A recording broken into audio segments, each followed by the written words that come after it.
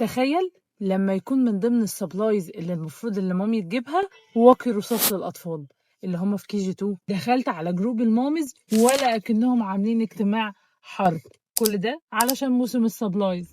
وبعدها لقيت صاحبتي بترن عليا بتقول لي شفتي طالبين من بنتي ايه؟ طالبين من بنتي سبلايز اشكال والوان، يلا بقى ننزل نجيبها. رحت انا على طول بعت لها الفيديو ده. في امريكا بتنصح الجمهور بتاعها يشتروا انهي نوع واقي رصاص بالمناسبه لبنتها اللي في KG2.